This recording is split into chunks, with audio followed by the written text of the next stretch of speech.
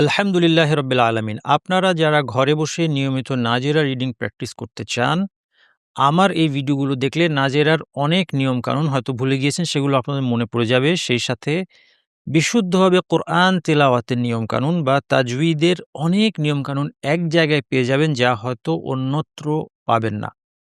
এজন্য নিয়মিত আমার ভিডিওগুলো পেতে অবশ্যই আমার এই চ্যানেলটি সাবস্ক্রাইব করুন এবং ডেসক্রিপশনে থাকা প্লেলিস্টে আগের ভিডিওগুলো দেখে নিন। আজকে আমরা সূরা আল বাকারার ১৯১ থেকে ১৯৫ আয়াত পর্যন্ত তেলাওয়াত করব। প্রতিদিনের মতোই শুরুতে তাজউইদের একটা নিয়ম ব্যাখ্যা করে তারপর আমরা তেলাওয়াত শুরু করব ইনশাআল্লাহ। আজকে যে নিয়মটা আমরা আলোচনা করতে যাচ্ছি তা হচ্ছে তা-এর উচ্চারণ। আলিফ বা তা। আমরা অনেকে মনে করি যে আরবি তা অক্ষরটা বাংলা ত-এর মতো, ফলে এটা উচ্চারণ করতে গিয়ে আমাদের কোনো ভুল হবে না। কিন্তু বাস্তবতা ভিন্ন। বাংলায় যে ত আমরা বলে থাকি এটা নরম হয়।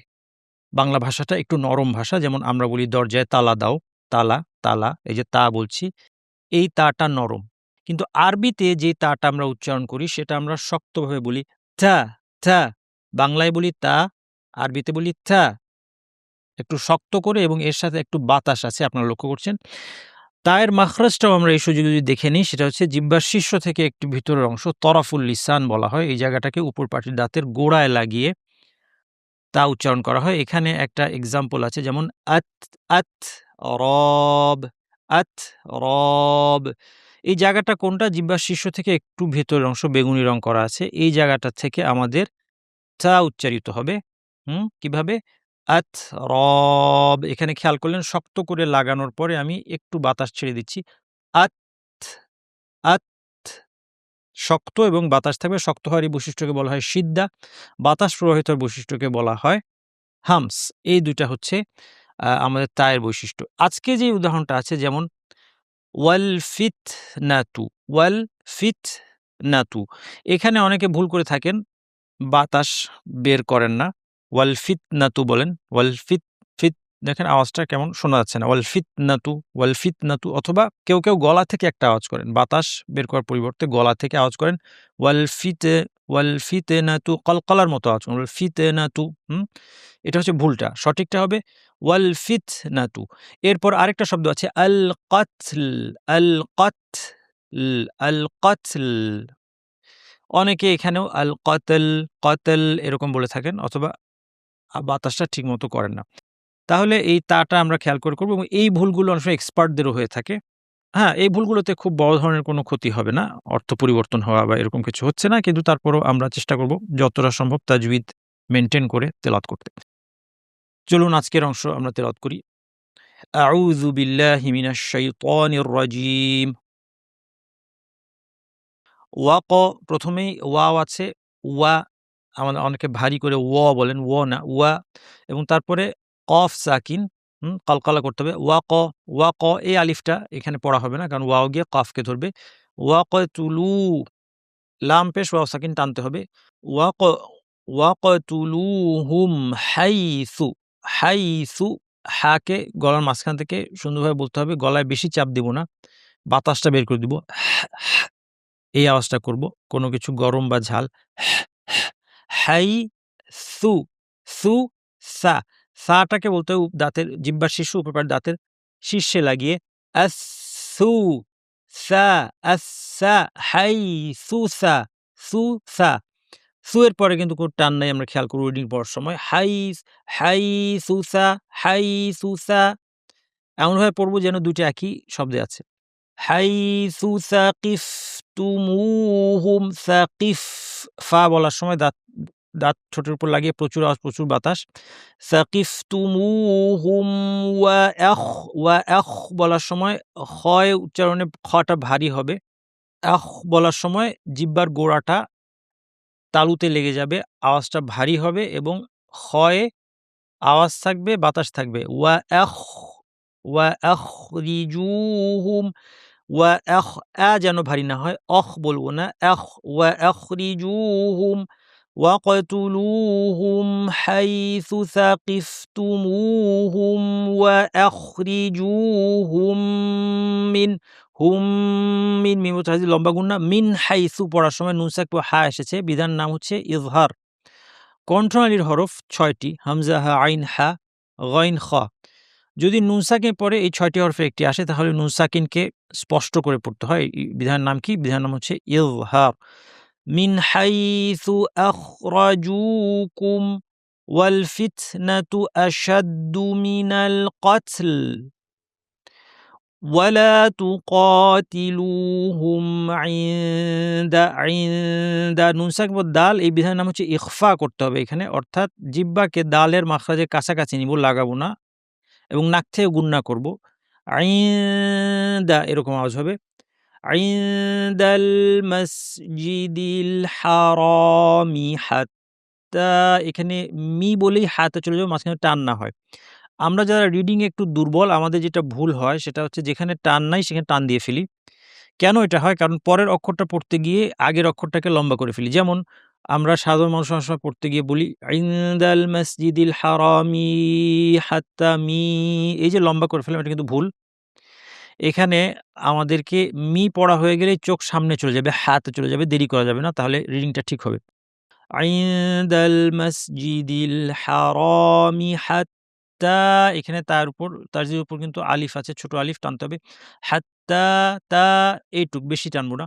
হাত্তা ইউক, এখানে টান আছে, কফের উপর ছোট আলিফ, কফ ভারী, আলিফটাও ভারী। ইউক হাত্তা ইউকাতিলুকুম ফিহ, এখানে যেহেতু হাতে সুকুন দিয়ে থেমে গেলাম সেইজন্য আমরা ১, ২, ৩ আলিফ, ৩ আলিফ পর্যন্ত লম্বা করতে পারি।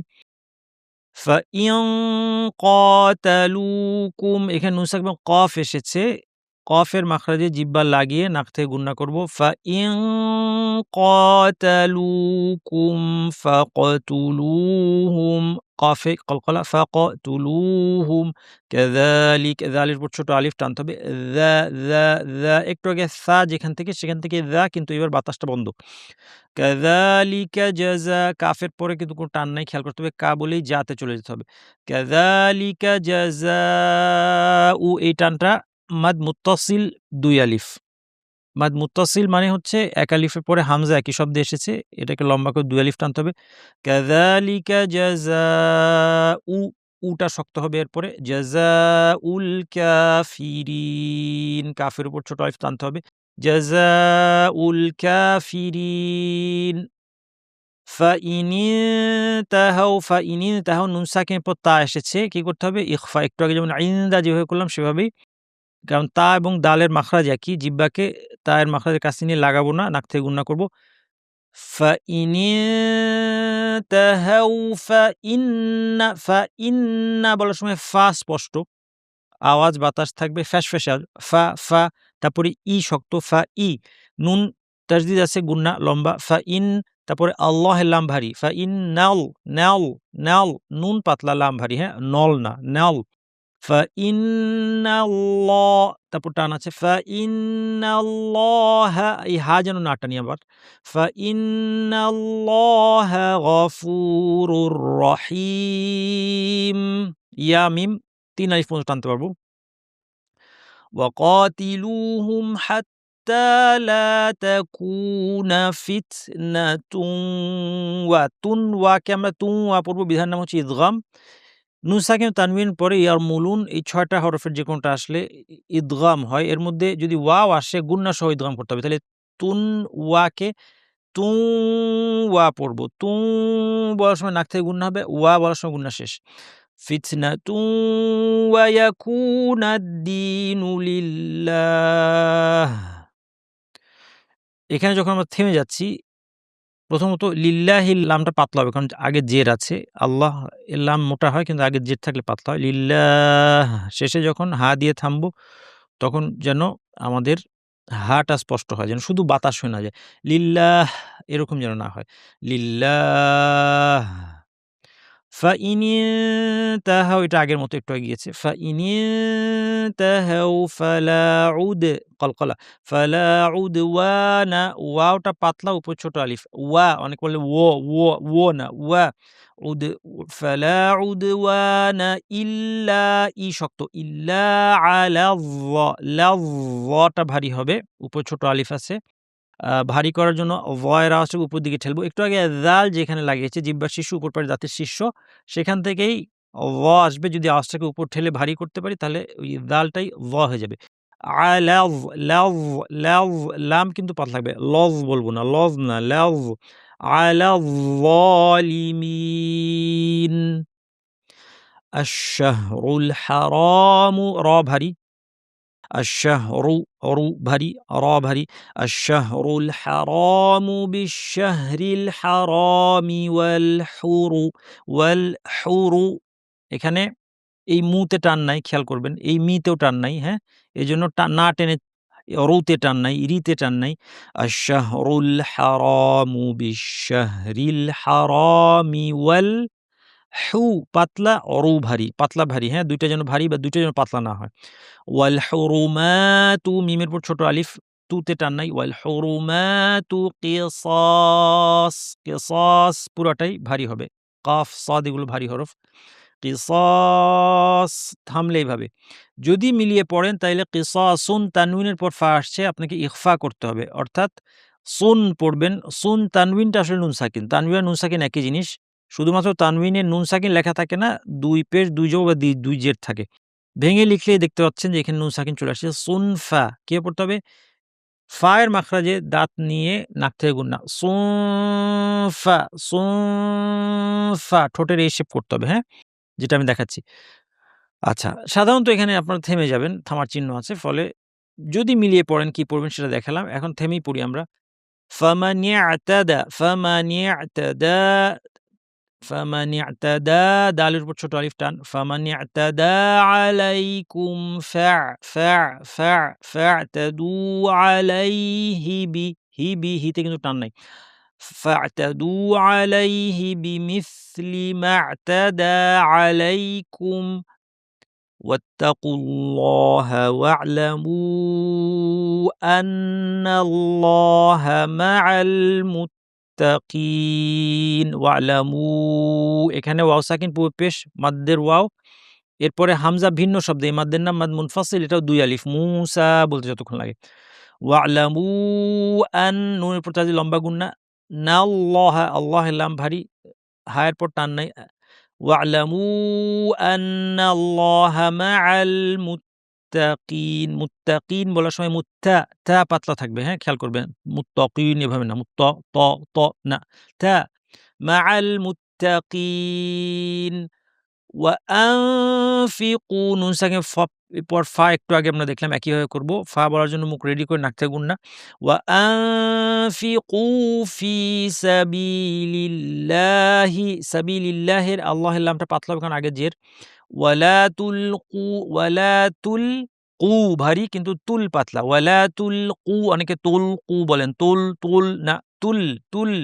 ওয়ালা তুলকু বিআইদিকুম ইলা তাহলুকাতি ওয়া আহসিনু। ওর পর লম্বা গুন্না। ইন্নাল্লাহা ইউহিব্বুল মুহসিনিন। পুরাটা পড়ি একটু দ্রুত। ওয়াকতুলুহুম হাইসু সাকিফতুমুহুম ওয়া আখরিজুহুম মিন হাইসু আখরাজুকুম ওয়াল ফিতনাতু আশাদ্দু মিনাল কতল ولا تقاتلوهم عند المسجد الحرام حتى يقاتلوكم فيه فإن قاتلوكم فاقتلوهم كذلك جزاء الكافرين فإن انتهوا فإن الله غفور رحيم وقاتلوهم حتى لا تكون فتنة ويكون الدين لله فإن انتهوا فلا عدوان إلا على الظالمين الشهر الحرام بالشهر الحرام والحرمات قصاص فمن اعتدى عليكم فاعتدوا عليه بمثل ما اعتدى عليكم واتقوا الله واعلموا أن الله مع المتقين المتقين وأنفقوا في سبيل الله ولا تلقوا بأيديكم إلى التهلكة وأحسنوا إن الله يحب المحسنين। যেভাবে আল কোরআন তেলাওয়াত করলে আল্লাহ সুবহানাহু ওয়া তাআলা আমাদের উপর সন্তুষ্ট হন, আমরা যেন সেভাবে তেলাওয়াত করতে পারি। ওয়া সাল্লাল্লাহু ওয়া সাল্লাম আলা নাবিয়িনা মুহাম্মাদিন ওয়া আলা আলিহি ওয়া সাহবিহি আজমাইন।